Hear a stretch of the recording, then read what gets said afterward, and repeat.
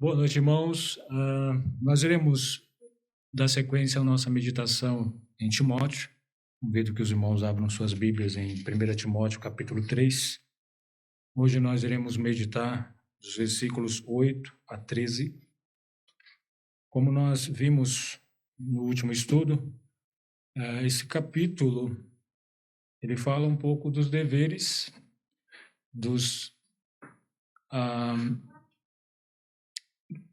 das características, né, de um bispo, de um pastor, um presbítero e do diácono. Nós já vimos a última vez sobre as características, né, as qualidades de um pastor. Hoje nós veremos as de um diácono.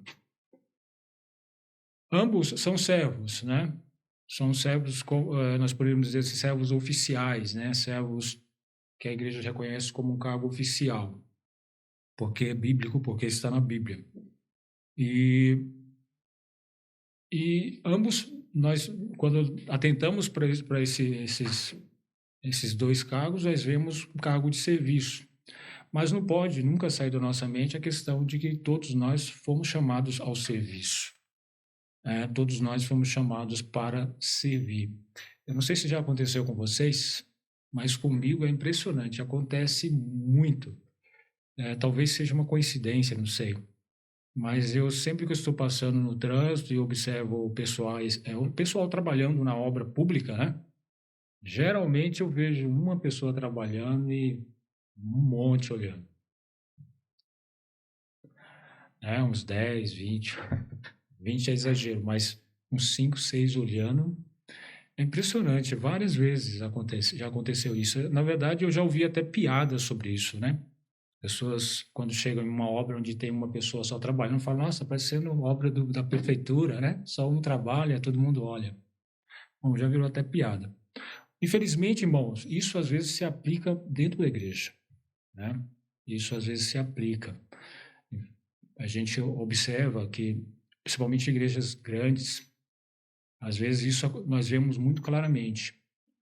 Poucas pessoas trabalham, o resto olha. Poucos estão dispostos a trabalhar, muitos estão dispostos a deixar os outros trabalhar, mas não querem trabalhar. Então, quando nós atentamos para esses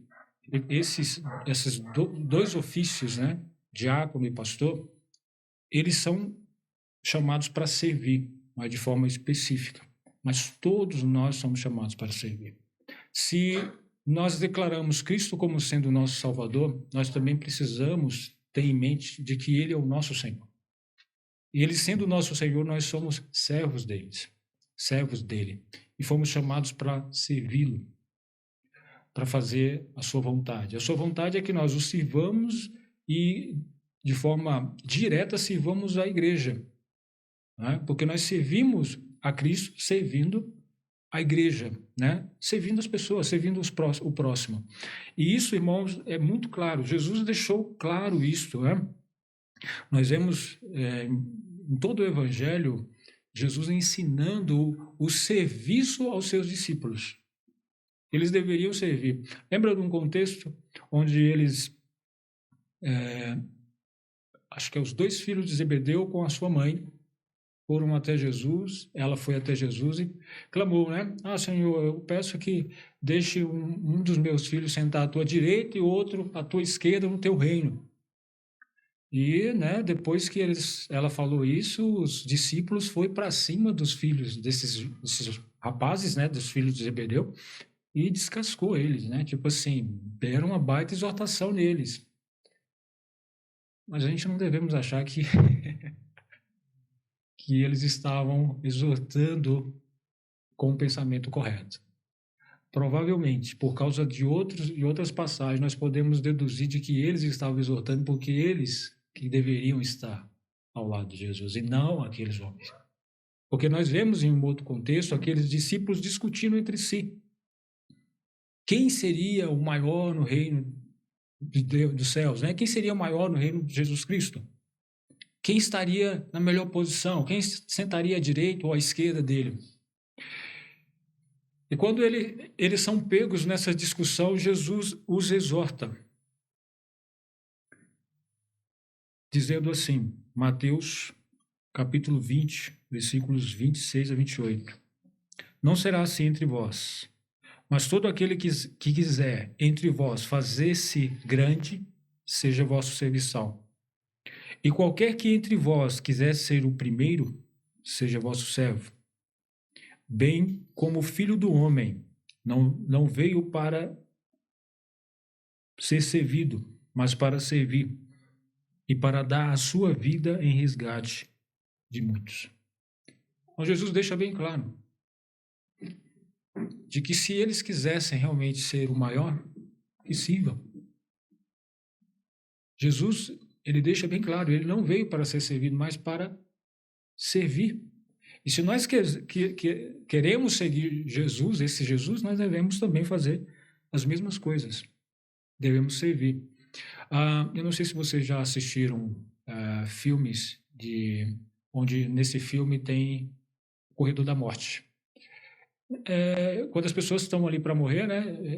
Pelo menos nesse filme que eu assisti, no último dia, na semana, não sei exatamente, não sei se isso se aplica mesmo, mas ali no filme estava assim, aquela pessoa que ia morrer, né, nos seus últimos dias, todo mundo servia, né, dava ali uma baita comida para ele, todos aqueles cuidados, né? Por quê? Porque eram os últimos dias dele.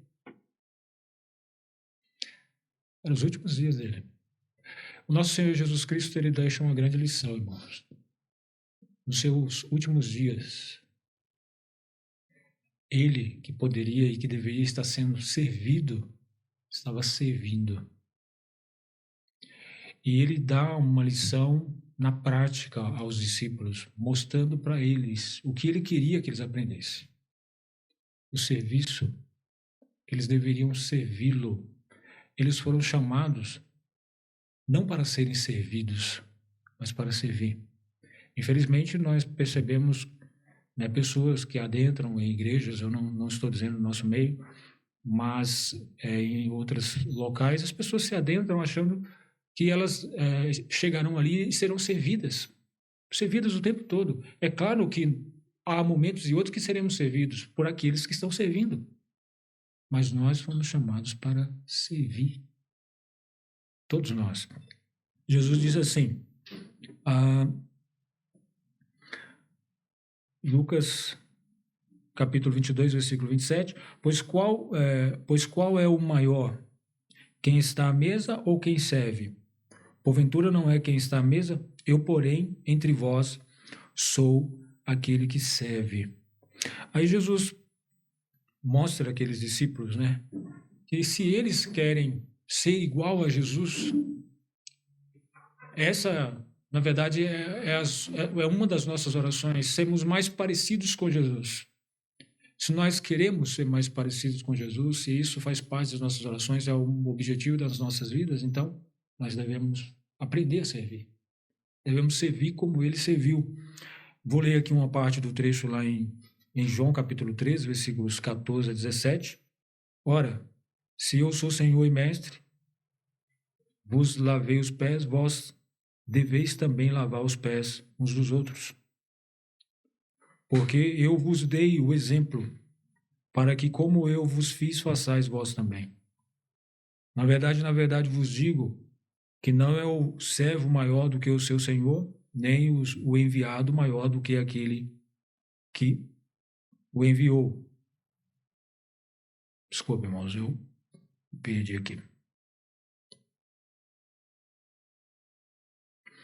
Se sabeis estas coisas, bem-aventurados sois, se as fizerdes. Então Jesus mostra para eles que deixou o exemplo para que fosse seguido. Todos nós, irmãos, já sabemos disso.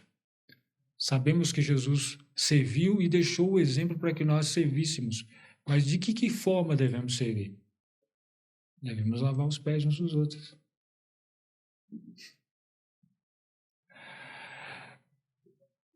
Claro, não estou dizendo que nós devemos aqui implantar a doutrina do lava-pés, tá? Mas devemos ser servos. A questão de lavar o pé aqui, ela deixa bem explícito o tipo de serviço, o serviço de um servo. Você fazer muitas das vezes aquilo que não é tão agradável. Lavar o pé de alguém, né? Jesus estava lavando os pés sujos dos discípulos. Não é algo que era feito por pessoas que não fosse servo. Era um serviço de um escravo, de um servo. E Jesus fala: vocês querem ser grandes, vocês façam isso. Não é pregar que faz com que você sirva.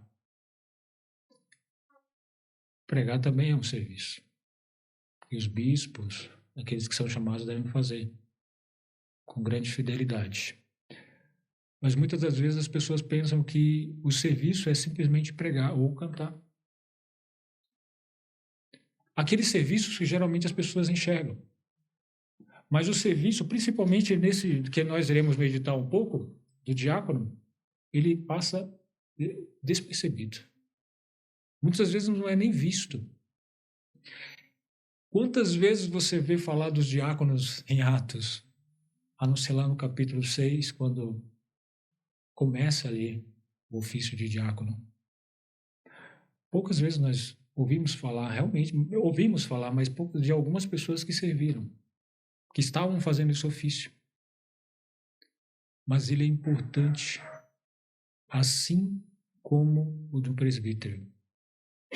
Então, devemos buscar esse tipo de serviço. Serviços de que, as pessoas não vejam. Muitas das vezes as pessoas não vão ver. Muitas das vezes vão até criticar. Vão até falar mal. Mas o nosso serviço, irmãos, é para o Senhor. Se nós sabemos que estamos fazendo de acordo com aquilo que o Senhor pediu, é dessa forma que tem que ser feito.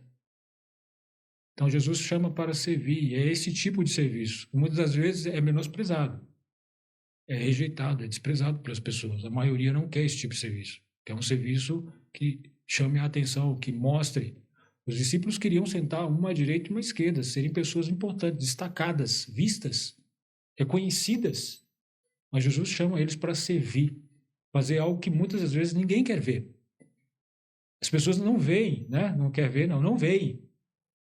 E que muitas das vezes você não vai receber nada por isso. Na verdade, na maioria das vezes você não vai receber nada por isso aqui. Mas vai receber muito pelo Senhor.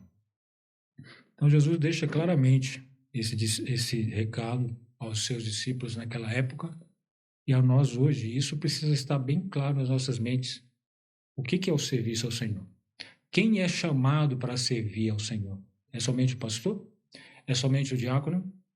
Nós sabemos que Deus, de forma singular, ele prepara homens para esses dois papéis. Deus capacita esses homens, tanto o pastor como o diácono. Deus os capacita, Deus os prepara para poder servi-lo nesses ofícios. Não é qualquer pessoa, não é de qualquer forma. Nós, muitas das vezes, podemos ter um pensamento equivocado sobre o diácono. Às vezes nós pensamos assim, bom, se determinado irmão, ele é um irmão muito espiritual, muito dedicado, então ele dá para ser pastor. Outro irmão, se ele não é tão dedicado, tão espiritual, então ele dá para ser diácono. Não é isso que a palavra de Deus nos mostra.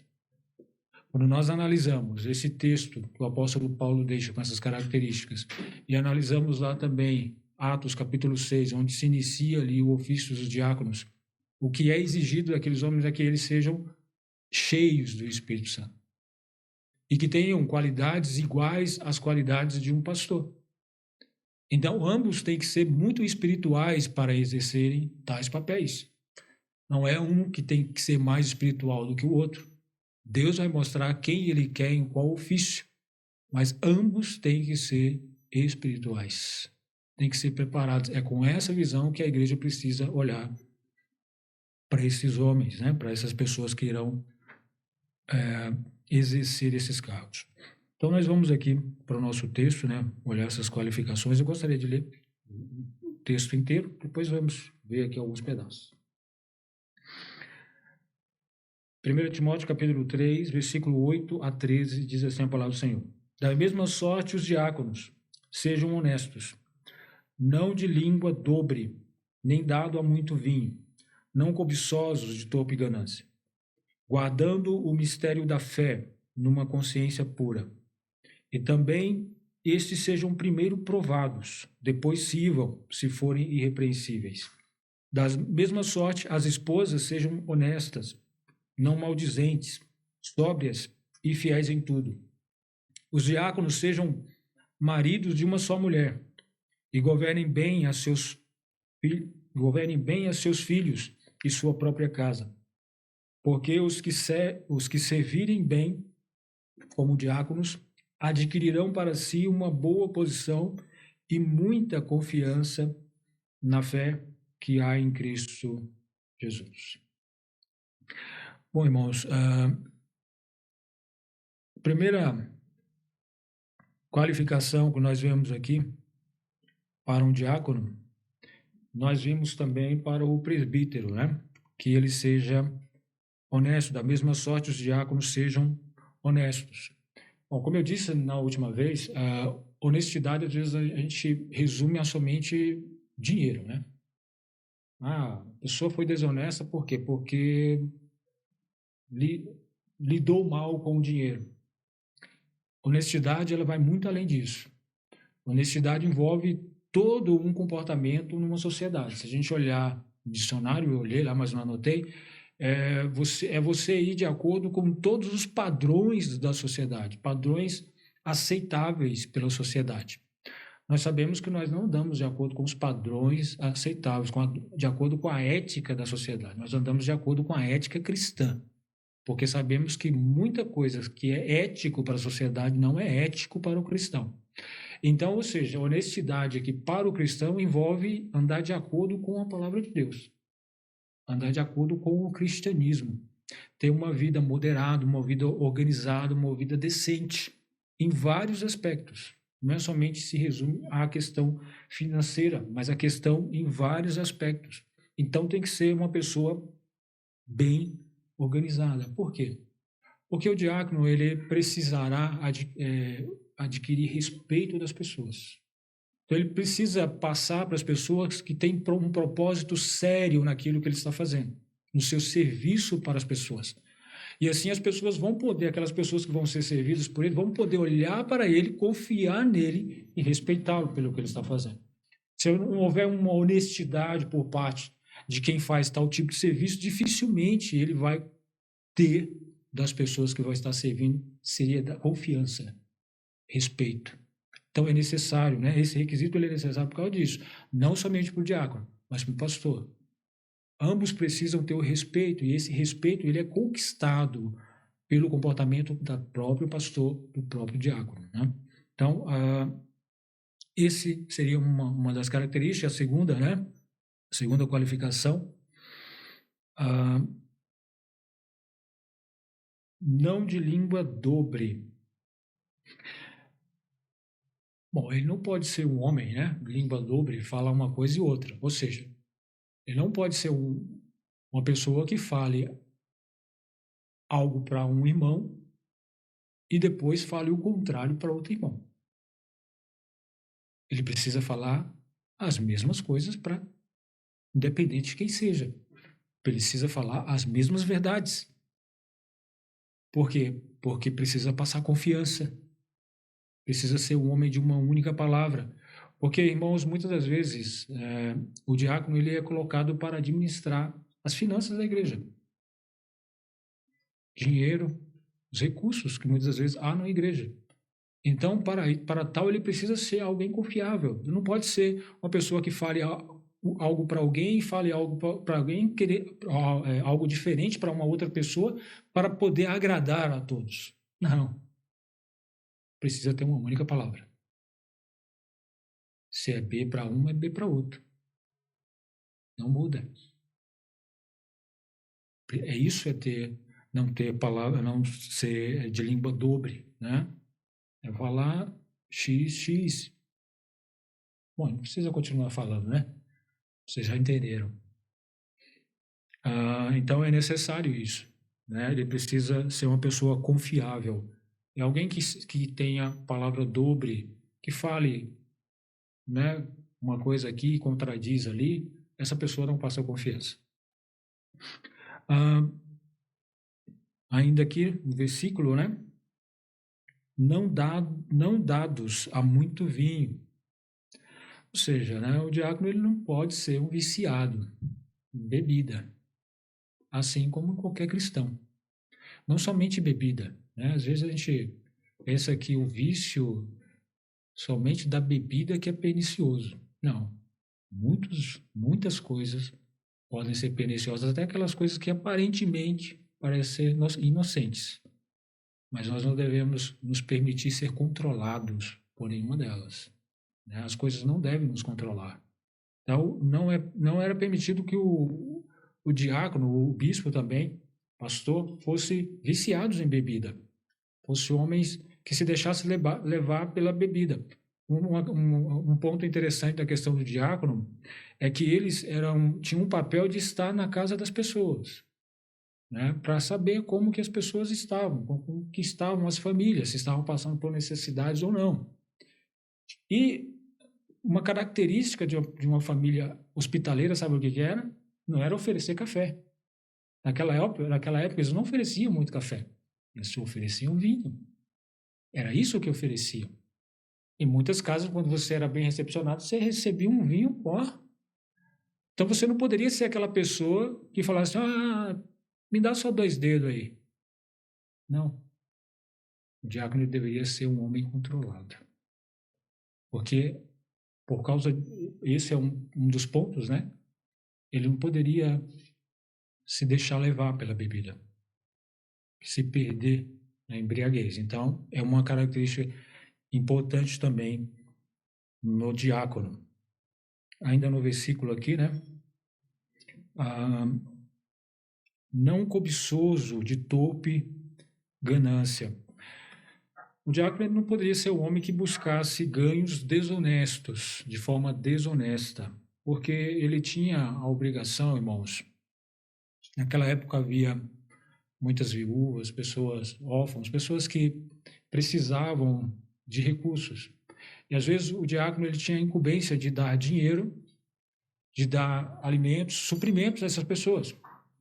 E essas coisas, elas são facilmente desviadas quando estão sendo manipuladas por uma pessoa desonesta, uma pessoa que não é confiável. Então, por isso que essa característica ela é fundamental. Não pode ser um homem ganancioso, um homem que tem o seu coração no dinheiro, que procura ganhar as coisas, né, de forma desonesta. Por quê? Porque ele poderá ser tentado a desviar aquilo pelo qual ele foi colocado para administrar. Então, é muito importante essa característica. Ele deveria cuidar muito bem disso. O versículo seguinte fala assim, versículo 9, né? Guardando o mistério da fé numa consciência pura. Ele deveria ser um homem que estivesse apegado ao mistério da fé, uma consciência pura, uma consciência limpa, né? Apegado.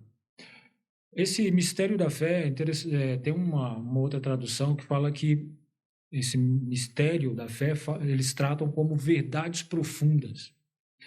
Isso pode ser um grande erro. Essa tradução, ela leva a um entendimento muito errado quando ela coloca isso.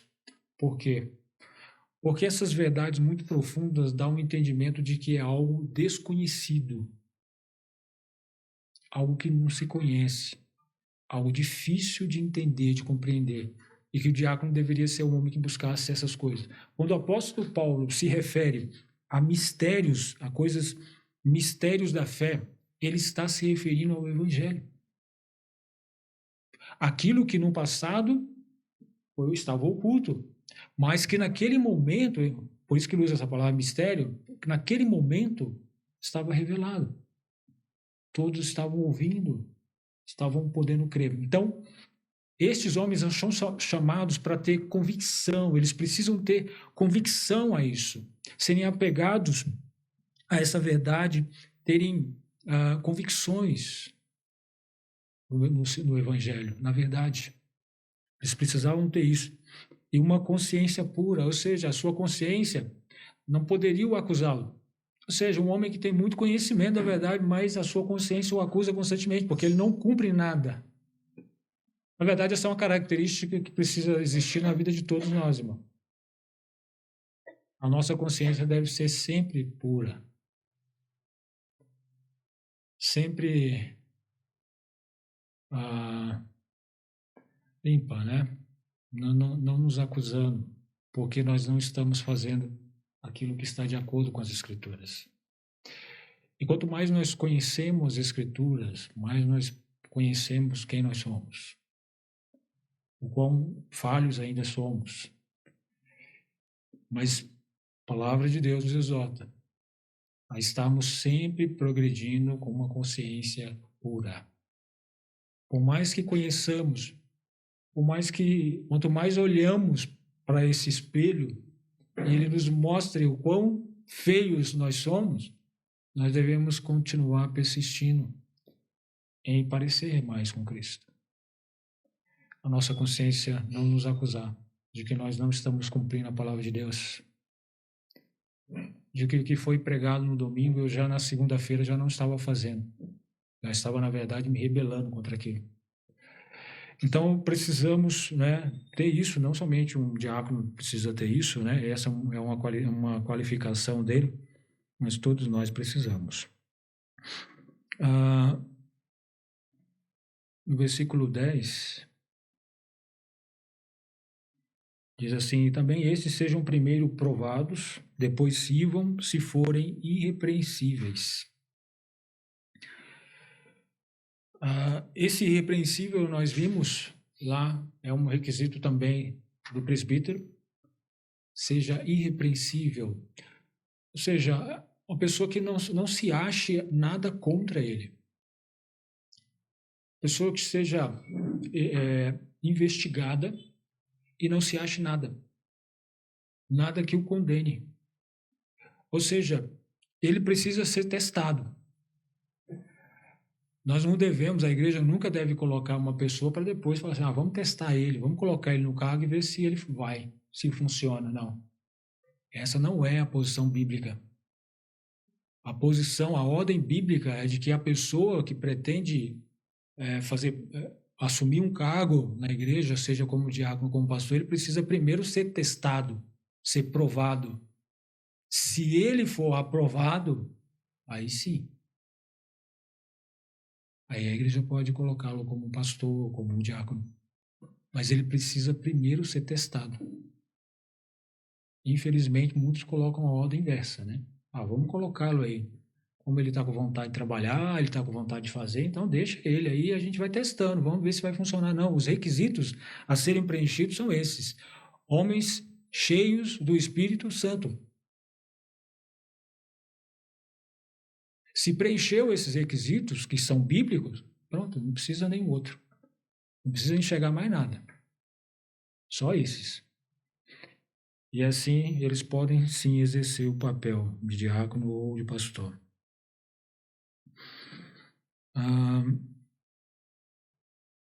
Versículo 11. Da mesma sorte, as esposas sejam também honestas, não maldizentes, sóbrias e fiéis em tudo. Bom, alguns usam esse versículo aqui, pelo fato dele estar aqui e não estar lá também entre o presbítero, para falar que aqui pode estar se referindo a diaconisas, né? Bom, mas é bem claro, né? Pelo menos na nossa tradução aqui, quem traduziu colocou esposas, né? Não colocou outra coisa. Qualidades da esposa do diácono. Não sei porque o apóstolo não colocou, não sei explicar, não sei se está fazendo referência também a esposas de pastores.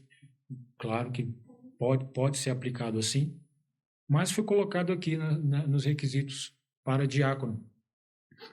Da mesma sorte, as esposas sejam honestas. Percebe que é um requisito do presbítero, do pastor e do diácono. Esse mesmo requisito é exigido da esposa deles, que sejam honestas. Mulheres sérias, controladas, né? Que tenham uma vida perante a sociedade, perante no meio cristão, uma vida de acordo com padrões cristãos. Então, não é somente o pastor ou o diácono que precisa ter características cristãs. A gente fala assim, fica até meio estranho, né? Porque características cristãs todos nós temos que ter, né? Mas aqui essas características também precisa ser reconhecida também na vida da esposa do diácono.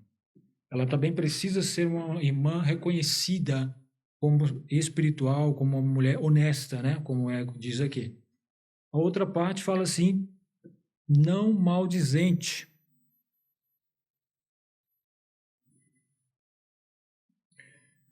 Não maldizente.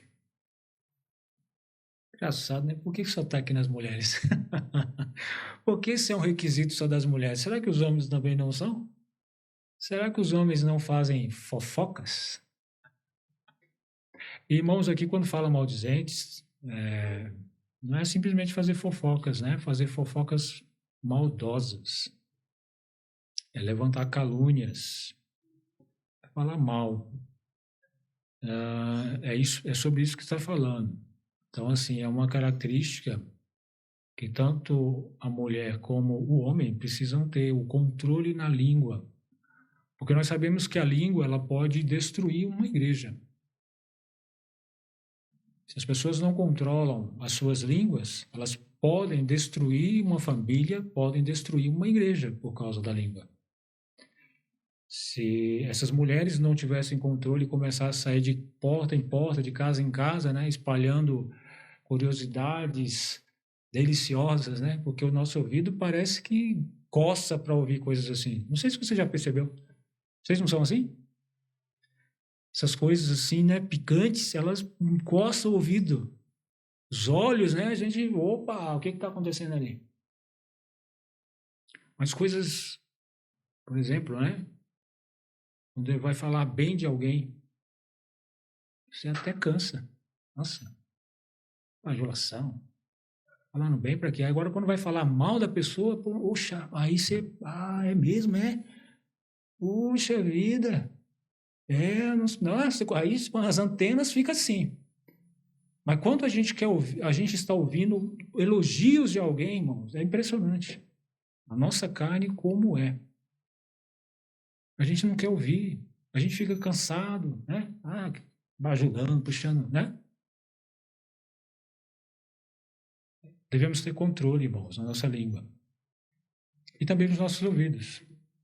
E nos nossos olhos. Quando nós ouvimos, né? Eu acho que o papel aí de controle não deve ser somente daquele que fala, mas daquele que ouve. Se nós estivermos ouvindo alguém falar mal, não vamos participar da conversa, não vamos colocar mais fogo na lenha, né? Pelo contrário. Fala, olha, você deveria ir lá falar com o irmão, tirar essa diferença aí, né? Poderia ir lá ver, né? Tirar isso de lado. É essa atitude que precisa ter a mulher. E não é só a mulher que faz isso, tá? O homem também faz. Irmãs, isso não é uma característica somente de vocês. Os homens também fazem. A língua é um membro que pertence ao homem e à mulher. Ninguém é sem língua aqui. Todos nós temos. Então, as irmãs, elas precisavam ter um controle, né, na língua. Sóbrias. No mesmo versículo, né, fala aqui que elas deviam ser sóbrias. Bom, essa é a mesma característica também nós vimos nos bispos, né? Uma pessoa sóbria, uma pessoa temperada, uma pessoa que tenha condições de fazer um bom juízo, ou seja, julgar retamente, julgar como padrão a palavra de Deus, não as emoções. Essa é a questão do entendimento de uma pessoa sóbria. Às vezes a gente liga sobriedade a não bebedeira, a não estar bêbado. A sobriedade é você está na sua razão, você não ser governado pelas emoções, né? Não tomar decisões movido pelas emoções. Então, as mulheres e os homens, né? No caso do pastor, até o diácono também podemos aplicar, eles precisam tomar decisões sérias, decisões justas, decisões pautadas pela palavra de Deus. As mulheres, elas têm um papel de ensinar outras mulheres. Para tal, elas precisam levar a verdade com pureza, a verdade com seriedade. E isso, irmãos, não pode ser de forma carnal. Não pode ser de forma emocional. Levado pelas emoções, tem que ser levado pelas Escrituras, pelo Espírito Santo de Deus. Tem que ser de forma espiritual. Não estou aqui sendo radical, excluindo as emoções em relação à palavra de Deus. A palavra de Deus, o que nós lemos e conhecemos de Deus, isso deve mexer com as nossas emoções. Mas não as nossas emoções controlar aquilo que nós lemos na palavra de Deus, aquilo que nós entendemos da palavra de Deus. É o contrário. Tá? Isso é o contrário, né? A reação é o contrário. E fiéis em tudo. Né? Então, fiéis em tudo diz tudo, né? Fiéis em tudo. Mas aplicando aqui para o nosso texto, né, que fala sobre uma mulher que é esposa de um diácono, elas têm que ser uma mulher que passa confiança para o seu marido. Um exemplo, né? Uma mulher que passa confiança para o marido. Eu acho que não somente para o diácono, mas também para o pastor. Imagina o pastor ver uma determinada família passando alguma dificuldade e passar isso para que o diácono, olha, observe essa família. Então, o diácono, ele tem que ter a confiança de que, olha, tem que ter a certeza, a convicção de que ele pode confiar na sua esposa, de que ela estará com ele. Ela vai estar com ele ali, naquele acompanhamento daquela família. Porque ambos têm o coração naquilo. Então, é esse tipo de confiança em tudo, né? Eu só estou citando um exemplo para aplicar a função em si, ao ofício do diácono. Mas é em tudo, o texto, o versículo fala em tudo, né? Ser fiel em todas as coisas. E nós sabemos que há muitas coisas às quais tanto mulher como homem devem ser fiéis. Aí voltando aqui para os diáconos, né? Versículo 12. Os diáconos sejam maridos de uma só mulher, governem bem os seus filhos e a sua própria casa. Bom, marido de uma só mulher é o mesmo requisito que nós vimos lá ao pastor, né? Eles têm que ser marido de uma só mulher. Lembrando, irmãos, quando nós estudamos lá, nós vimos um ponto interessante, que eu acho muito interessante. Não é simplesmente ser casado uma única vez com uma única mulher, não é ser casado, né? Necessariamente casado. Bom, enfim, nós vimos ali esses aspectos. Mas aquele ponto, né, que é a mente, o coração, ser casado com uma única mulher. Não é só no papel, mas é a mente e o seu coração também. Ele ter consciência de que ele é casado com uma única mulher. Porque uma das coisas que, como eu falei, uma das coisas que o diácono fazia era ir nas casas. E uma dessas casas era nas casas de viúvas e mulheres solteiras, para poder ajudar. Porque havia um número muito grande de viúvas desamparadas e que precisavam de auxílio da igreja. E estes homens, eles iam muitas das vezes nessas casas. Então ele não poderia ser um homem malicioso, um homem voltado às coisas sexuais, um homem adúltero. Ele tinha que ter essa característica para não ser levado ao pecado. Então, não é simplesmente casado no papel, que nós vemos, infelizmente, hoje se tornou até muito comum, né? As pessoas, elas se casam somente no papel. Porque a sua mente, o seu coração é em outro lugar. Ainda aqui no versículo, né? Governe bem a seus filhos e a sua própria casa. Bom, uma característica tanto do bispo, do pastor, como do diácono é que eles governem bem a casa. Que eles sejam bons administradores das suas casas, né? Os filhos, da casa como um todo. Irmãos, nós sabemos que se uma pessoa não governa bem a sua própria casa, não é sábio a igreja dar mais responsabilidades a essa pessoa. Não é sábio. Deixe que ele controle primeiro, administre, melhore na administração da sua própria casa, nasquelas obrigações que ele já tem.